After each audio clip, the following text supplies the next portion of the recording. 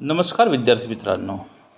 सर्वप्रथम आपलं खूप खूप अभिनंदन, कारण आपण आत्ता 12वीची परीक्षा देऊन किंवा 12वीचं हे तुमचा अभ्यासक्रम संपवून आता तुम्ही व्यावसायिक अभ्यासक्रमाच्या क्षेत्रामध्ये पदार्पण करत आहात. जयवंत शिक्षण प्रसारक मंडळाच्या वाघोली पुणे येथील Imperial college of engineering and research यांच्यातर्फे तुमच्या या प्रवासास खूप खूप शुभेच्छा. आमच्या महाविद्यालयातर्फे इयत्ता 12वी सायन्स पास होणाऱ्या विद्यार्थ्यांसाठी मोफत मार्गदर्शन कक्ष सुरू करण्यात आलेला आहे. या अंतर्गत आम्ही आपणास व्यावसायिक अभ्यासक्रमांची संपूर्ण माहिती देऊ. यामध्ये कुठले कुठले व्यावसायिक अभ्यासक्रम आहेत, त्यांचे प्रवेश कसे होतात, प्रवेशाच्या महत्त्वाच्या तारखा कोणत्या आहेत, फॉर्म कसा भरावा, वेबसाईट कोणती आहे, फॉर्म भरताना काय चुका होतात, विविध प्रकारच्या शिष्यवृत्ती कोणत्या आहेत, त्यासाठी अर्ज कसा करावा, त्याचबरोबर आपलं आवडतं महाविद्यालय आणि कोर्स कसा निवडावा याबद्दल आपणास आम्ही मोफत माहिती देणार आहोत. ही माहिती खूप महत्त्वाची असते, कारण थोडी पण चूक जर आपल्याकडून याच्यामध्ये झाली तर चांगले मार्क असूनसुद्धा आपल्याला मनासारखं कॉलेज आणि मनासारखा कोर्स मिळत नाही.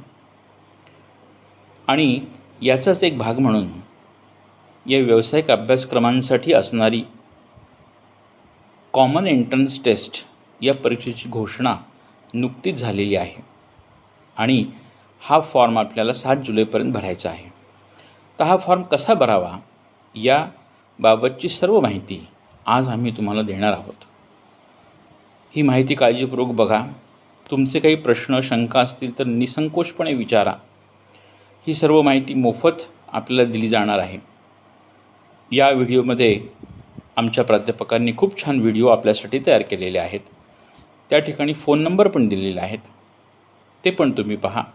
आणि या तुमच्या व्यावसायिक क्षेत्रातल्या नवीन प्रवासाला आमच्या जयवंत शिक्षण प्रसारक मंडळातर्फे खूप खूप शुभेच्छा. धन्यवाद. नमस्कार विद्यार्थी मित्रांनो, मी प्राध्यापक जालिंदर कुटे आपणा सर्वांचे इम्पिरियल अभियांत्रिकी महाविद्यालय JSPM वाघोली कॅम्पस तर्फे आपल्या सर्वांचे सहर्ष स्वागत करतो.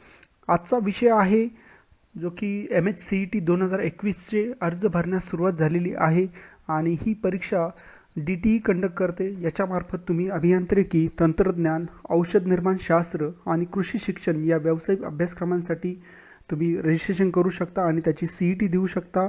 सदर एक्झामच्या थ्रू तुम्ही फक्त अभियांत्रिकी, तंत्रज्ञान, औषध निर्माण शास्त्र आणि कृषी शिक्षण या व्यावसायिक अभ्यासक्रमांना प्रवेश घेऊ शकता.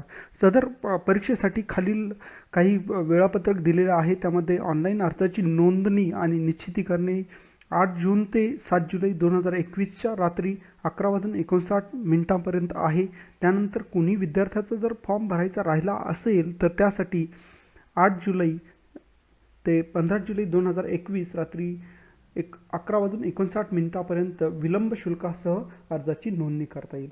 सदर परीक्षेचे सर्व जे माहिती आहे, वेळापत्रक आहे, ते त्याचं जे काही संकेतस्थळ आहे त्यावर उपलब्ध असणार आहे. इथे तुम्ही पाहू शकता की इथे संकेतस्थळ दिलेलं आहे आणि त्या संकेतस्थळाला तुम्ही विजिट करू शकता आणि सर्व माहिती मिळवू शकता. माहिती पुस्तिकासुद्धा अवेलेबल झालेली आहे. आता आपण पाहूया फॉर्म कसा भरायचा ते. तर तुम्ही गुगलच्या थ्रू MHCET 2021 ॲप्लिकेशन फॉर्म म्हणून सर्च मारा. तुम्हाला ही पहिलीच वेबसाईट दिसेल, ती mahaCET.org. तुम्ही त्या इथे क्लिक केल्यानंतर तुम्ही जाशाल पुढच्यामध्ये तुम्हाला ही जी काही स्टेट कॉमन एंट्रन्स टेस्ट सेलची जी काही वेबसाईट आहे cetcell.mahaCET.org दिसेल. तिथे तुम्हाला इथे पहिलाच जो काही स्टेटस नोटिफिकेशनमध्ये जो आहे, स्टेटस डिस्क्रिप्शन आणि फाईलमध्ये, इथे तुम्हाला क्लिक करायचं आहे. कारण हा bachelor of engineering, bachelor of pharmacy, agriculture कोर्ससाठी तुम्ही इथे MHCET 2021चं रजिस्ट्रेशन करू शकता असं दिलेलं आहे. तुम्ही तिथे क्लिक केल्यानंतर पुढच्या पेजला जाशाल. त्याच्यामध्ये ही जी वेबसाईट आहे MHCET2021.mahaCET.org ह्या पेजला जाशाल. तुम्ही इथे हा इंटरफेस पाहू शकता. त्याच्यामध्ये बऱ्याच काही गोष्टी दिलेल्या आहेत, परंतु सध्या जी आपल्याला महत्त्वाची गोष्ट आहे ती आपलं रजिस्ट्रेशन आपल्याला करायचं आहे. हा जो दुसरा टॅब दिसतोय तो ऑलरेडी ज्यांनी रजिस्ट्रेशन केलेले आहे त्यांच्यासाठी आहे. आणि तुम्ही जेव्हा ह्या न्यू रजिस्ट्रेशन टॅबला क्लिक करशाल तेव्हा तुम्ही पुढे जाशाल आणि तुमची नोंदणी करू. आता त्याला क्लिक केल्यानंतर तुम्हाला पुढची विंडो दिसेल. ती याच्यामध्ये काही परीक्षेसाठी पूर्वपेक्षित अटी दिलेल्या आहेत. त्याच्यामध्ये तुम्ही HSC किंवा समकक्ष परीक्षा उत्तीर्ण केलेली असावी किंवा परीक्षा दिलेली असावी, हा एक अट आहे. त्यानंतर तुम्ही जर इतर ओपन कॅटेगरी सोडून इतर जातीचे असाल तर तुम्हाला त्याचं caste certificate, caste validity, non creamy layer या सर्व प्रमाणपत्राची आवश्यकता आहे. आणि त्याच्यामध्ये जर तुम्ही नॉन क्रिमिलेअरमध्ये मोडत असाल म्हणजे उन्नत उत्पन्न गटामध्ये मोडत असल्यास प्रमाणपत्र 31 मे 2000 पर्यंत व्हॅलिड असणे आवश्यक आहे. दिव्यांग उमेदवारांजवळ तुमच्याकडे कमीत कमी 40% दिव्यांगत्वाचे सर्टिफिकेट असणे आवश्यक आहे. CET 2021 शुल्क खालीलप्रमाणे आहे. तर तुम्हाला ओपन कॅटेगरी असेल तर तुम्हाला 800 रुपये शुल्क पडेल. तुम्ही जर OBC, त्यानंतर VJNT, त्यानंतर NTD, NTB, NTC, त्यानंतर विशेष मागासवर्ग, आर्थिकदृष्ट्या मागासवर्ग, महाराष्ट्र राज्यातील दिव्यांग उमेदवार जर असाल तर 600 रुपये तुम्हाला परीक्षा शुल्क भरावं लागेल. आणि तुम्हाला संगणक चाचणी आधारित चाचणीचा ऑनलाईन अर्ज नोंदणी भरण्यापूर्वी माहिती पुस्तिका काळजीपूर्वक वाचायची आहे. तुम्हाला इन्फॉर्मेशन बाउचर अवेलेबल आहे. त्यानंतर तुम्ही जो भरलेला अर्ज आहे तो व्यवस्थित काळजीपूर्वक चेक करूनच तुम्हाला शुल्क भरायचे आहे आणि त्यानंतरच तो व्हॅलिडेट कन्फर्म करायचा आहे. तो एकदा कन्फर्म झाल्यानंतर तुम्हाला तुमचं रजिस्ट्रेशन झालं असा मेसेज येईल. अर्ज भरण्यापूर्वी तुमच्याकडे काय असावं? तुमच्याकडे स्वतःचा मोबाईल नंबर किंवा आईचा किंवा वडिलांचा किंवा मोठ्या बहिणीचा, मोठ्या भावाचा, काकांचा, तुमचा मामाचा नंबर असेल. तुमच्याकडे स्वतःकडे नसेल किंवा घरच्यांकडे नसेल तर तुमचे जे काही जवळचे नातेवाईक आहेत त्यांचा भ्रमणध्वनी क्रमांक तुम्ही वापरू शकता. त्याचबरोबर तुम्हाला स्वतःचा ईमेल ID जनरेट करावा लागेल. तो सुद्धा नसेल तर तुमच्या जवळच्या नातेवाईकाचा तुम्ही वापरू शकता. हे असल्यानंतरच तुमचं जे काही प्रवेश प्रक्रिया आहे त्यात तुम्ही सहभागी होऊ शकता. कारण त्यावरच तुमचे OTP, इतर जे काही मेसेजेस आहे DTEचे ते सर्व तुम्हाला त्यावर भेटत जातील. आणि तुम्हाला जे काही रजिस्ट्रेशन केल्यानंतर जो ॲप्लिकेशन नंबर, पासवर्ड आणि OTP जे भेटणार आहेत ते कुणालाही शेअर करायचे नाही आहेत. जे फक्त तुमचा जो काही फॉर्म तुम्ही ज्याच्या थ्रू भरतायत तुमचे जवळचे नातेवाईक किंवा तुमचा मित्र त्यांनाच शेअर करा आणि तेही तुम्ही बरोबर असताना शेअर करा. त्यानंतर तुम्हाला छायाचित्र, स्वाक्षरी हे चांगल्या प्रतीचं अपलोड करायचं आहे. तसेच तुम्हाला ही जी वेबसाईट दिलेली आहे mahaCET.org या अधिकृत संकेतस्थळाला वेळोवेळी भेट द्यायची आहे नवीन माहितीसाठी. हे सर्व झाल्यानंतर तुम्ही जर ह्या सर्व अटींना तुम्हाला ह्या सर्व अटी मान्य असतील तर तुम्हाला इथे क्लिक करायचं आय ॲक्सेप्ट अँड प्रोसीड. मला पुढचं पेज दिसेल. त्यामध्ये तुम्हाला तुमचे पर्सनल डिटेल्स म्हणजे तुमचं नाव इथे जे की 10वी किंवा 12वीचे सर्टिफिकेट किंवा गुणपत्रिकेवर जसं आहे तसं भरायचं आहे. त्यानंतर तुमच्या वडिलांचं फक्त नाव, सरनेम बरोबर लिहायचं नाही आहे. आईचं नाव लिहायचं आहे. तुमचे जेंडर लिहायचे, मेल, फिमेल ते जे काय असेल ते लिहायचं आहे. त्यानंतर त्याचं परत एकदा कन्फर्म करायचं आहे तुम्हाला जेंडर सिलेक्ट करताना. कारण की लेडीजसाठी आरक्षण आहे. एखाद्याचं चुकून मेलचं फिमेल झालं तर तिथे तुम्हाला खूप सारी अडचण येऊ शकते. त्यामुळे हे कन्फर्म करायचं आहे तुम्हाला. इथे भरलेलं परत एकदा कन्फर्म करायचं जेणेकरून तुम्ही जे सिलेक्ट केलेलं आहे अनावधानाने जर चुकी झाली तर त्यामध्ये तुमचं स्वतःचं नुकसान होऊ शकतं. तुमची जन्मतारीख जी काही 10वी 12वीच्या सर्टिफिकेटवर असेल किंवा तुमच्या याच्यावर असेल बर्थ सर्टिफिकेटवर ती एंटर करायची. तुमचं रिलिजन तो तुम्हाला एंटर करायचा. हिंदू, मुस्लिम, ख्रिश्चन हे जे आहेत याच्यापैकी कोणता रिलिजन असेल, बौद्ध असेल तो रिलिजन तुम्हाला सिलेक्ट करायचा आहे. त्यानंतर region to which you belong तुम्हाला त्या भागाचं इथं सिलेक्ट करायचं आहे, कोणत्या भागातून आलेलं आहात. त्यानंतर तुमचं ॲन्युअल फॅमिली इन्कम. काही मुलांचे वडील इन्कम टॅक्स भरतात, काही विद्यार्थ्यांचे पालक शेतकरी आहेत, काही विद्यार्थ्यांचं बिझनेस आहे. हे सर्व पाहूनच आणि घरच्यांशी तुमच्या आईवडिलांशी कन्सल्ट करूनच ही फॅमिली इन्कम भरा. कारण याच्यावर तुमच्या स्कॉलरशिपचे भवितव्य अवलंबून असणार आहे. त्यानंतर तुमची भाषा निवडायची आहे तुम्हाला. आता आपले जे काही महाराष्ट्रातील विद्यार्थी आहेत त्या सर्वांची मराठी भाषा आहे. इतर राज्यातील विद्यार्थी असेल तर त्यांची जी काही मदर टंग आहे ती निवडायची आहे. राष्ट्रीयत्व तुम्हाला इंडियन असेल तेही निवडायचं आहे. त्यानंतर तुम्हाला तुमचा ॲड्रेस टाकायचा आहे, जो काही आता तुम्ही परमनंटली राहताय तो. आणि त्यानंतर पुढचा जो काही ॲड्रेस टाकायचा आहे तो तुम्हाला करस्पॉन्डन्ससाठी म्हणजे तुमचा पत्रव्यवहारासाठी बऱ्याच विद्यार्थ्यांचा जो काही परमनंट ॲड्रेस असतो तोच करस्पॉन्डन्स ॲड्रेस असतो. तो जर असेल तर तुम्हाला इथे फक्त एक टिक करायची आहे. सर्व वरचा जो काही भरलेला डेटा आहे तो खाली येईल.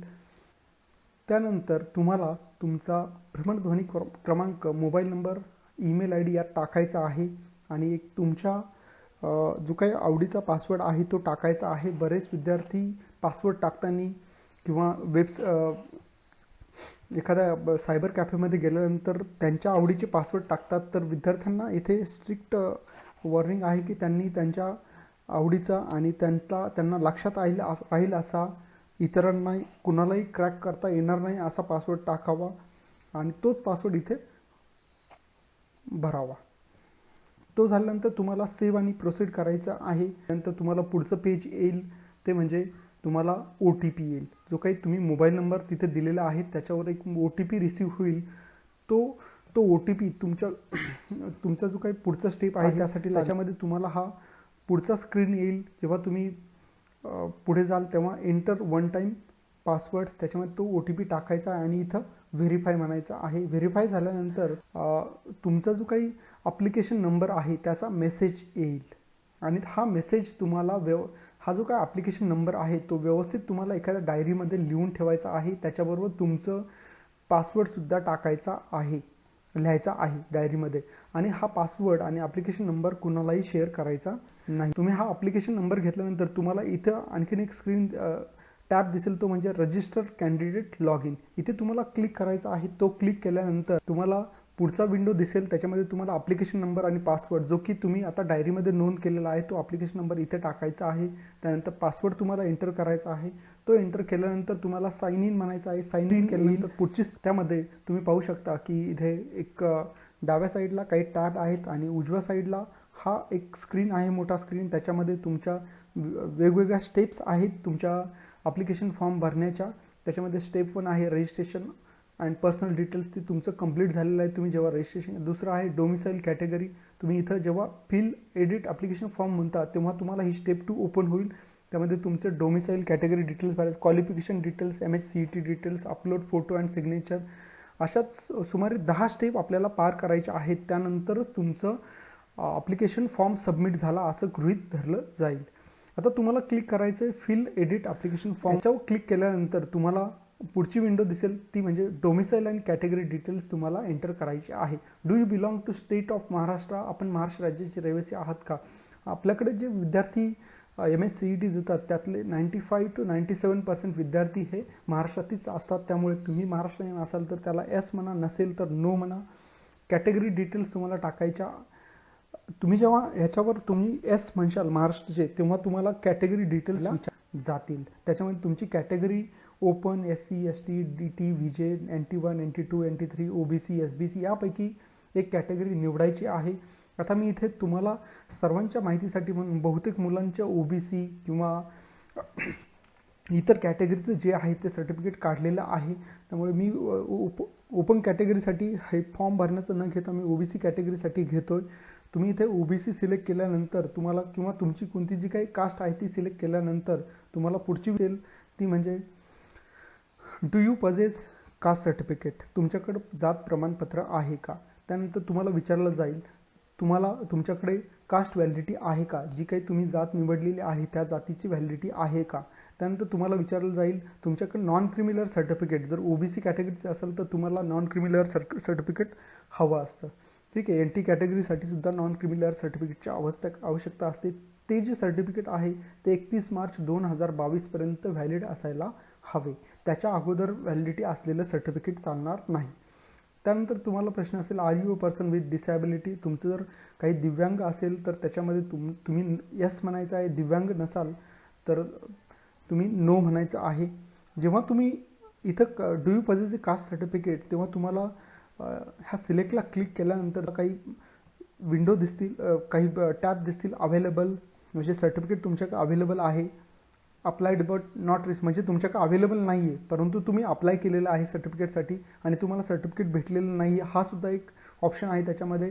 आणि अप्लाय केलेलंच नाही, असे 3 ऑप्शन आहेत.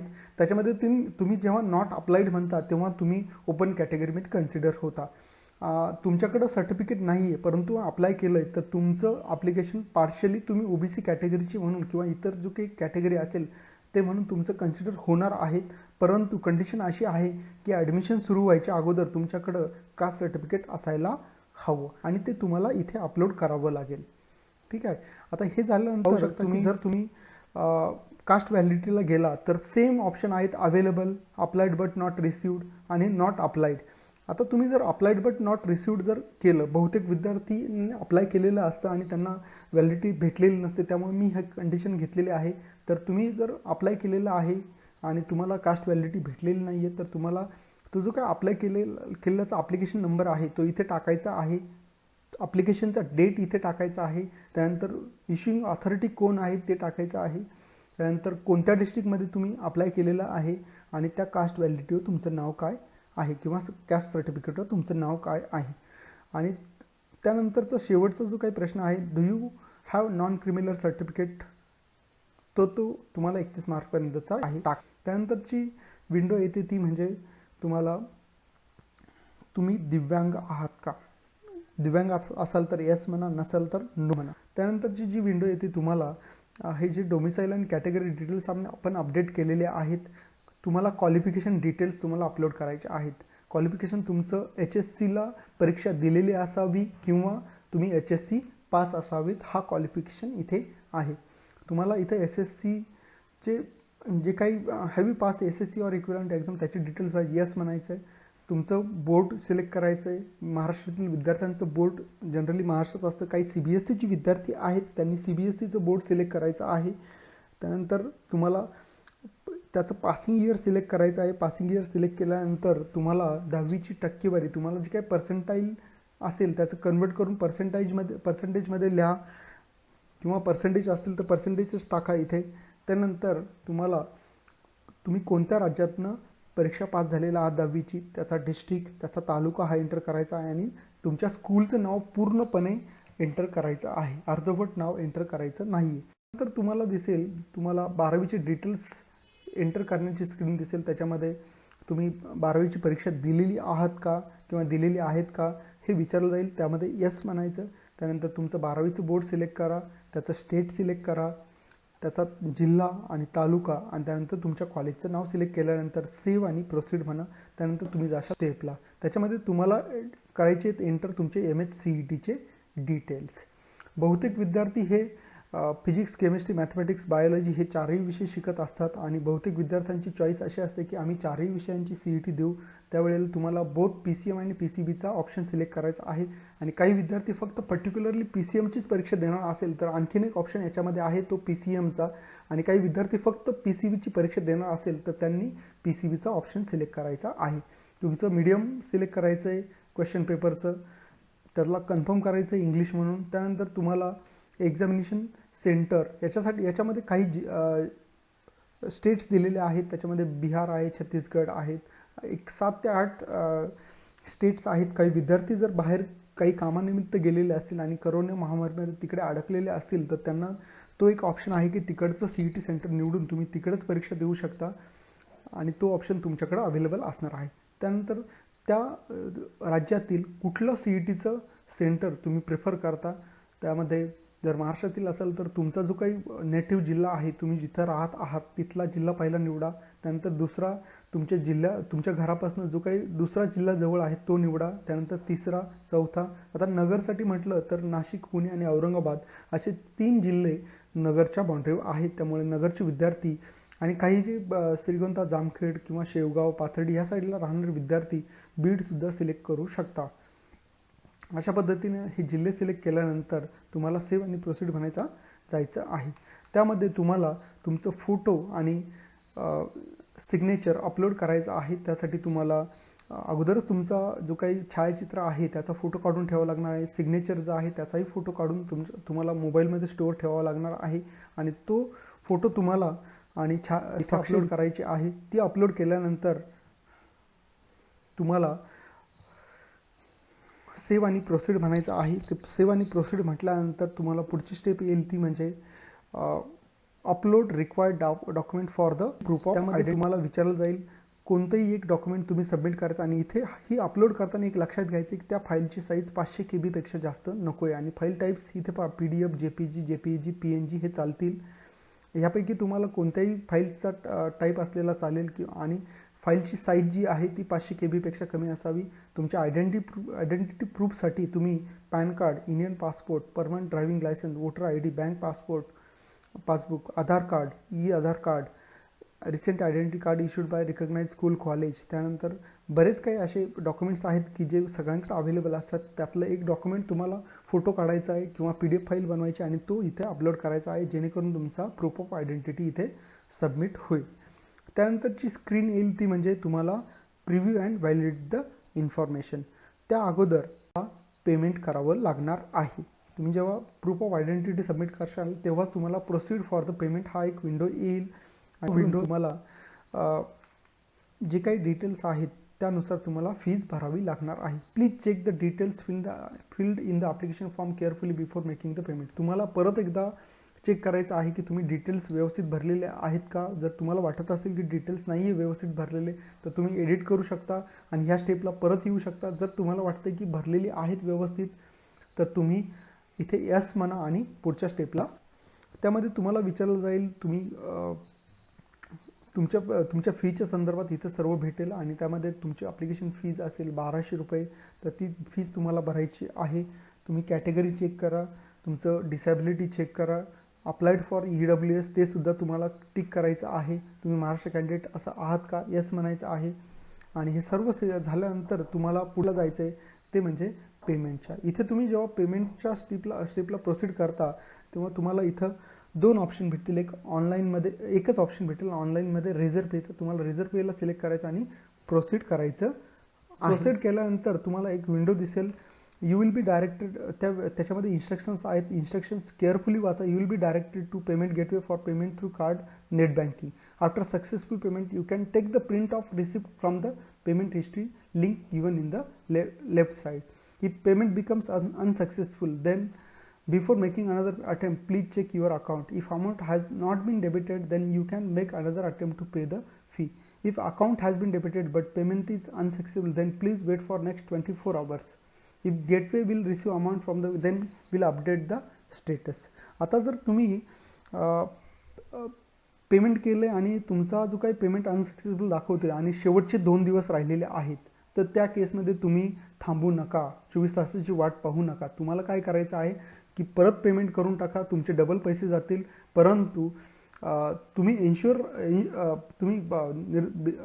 निर्धास्त राहाल की तुमचा फॉर्म भरला गेलेला आहे.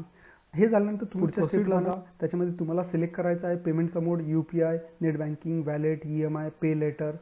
ह्यापैकी तुम्ही काही सिलेक्ट करा आणि त्यापैकी एक मोड वापरून तुम्हाला सर्वांनाच माहीत आहे सर्वच फॅसिलिटीज वापरतात. त्याच्यामध्ये OTP वगैरे येऊ शकतो. नेट बँकिंग वापरलं, UPI वापरलं तर तुम्हाला तुमचे तिथे कोड पासवर्ड असेल ते वापरायचे आहेत आणि तुम्हाला पेमेंट करायचं आहे.